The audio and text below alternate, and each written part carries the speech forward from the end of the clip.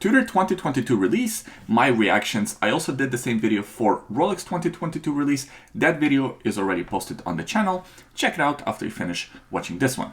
So this Tudor release, it's not really a Tudor release or update. It's more of a Black Bay release and update, because that's the only model line that got any updates. Let's start off with Tudor Black Bay 31, 36, 39, and 41mm models getting a two-tone version with a diamond-studded dials.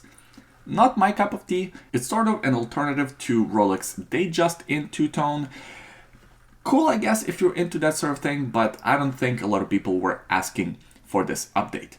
Now, there's going to be a little bit of a theme here, the two-tone version of popular watches, because the next one here is the Black Bay Chrono in two-tone stainless steel and gold. This model was released last year and it was available only with a black dial or a silver dial, a panda or reverse panda.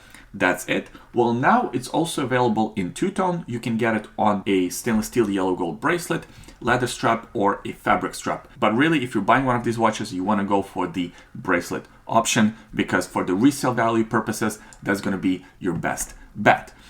I kind of like this watch, although it doesn't really do too much for me. I don't think this one is going to be as popular as their panda dial variations.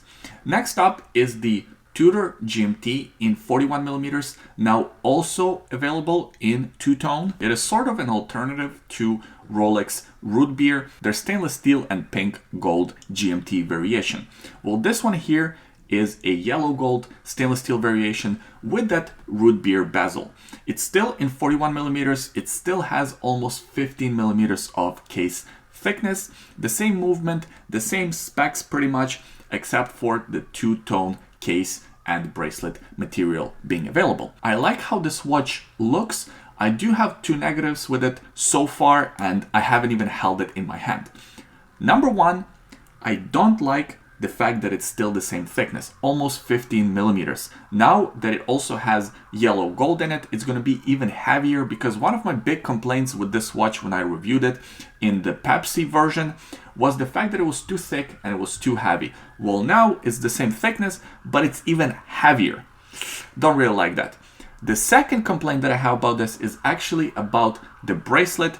If you look at the clasp, it doesn't have a through two-tone clasp. This reminds me of old two-tone Rolex Submariners, where some of them had a through clasp and some of them didn't, meaning that the clasp here is made out of stainless steel, but the rest of the watch is kind of done in a two-tone finish.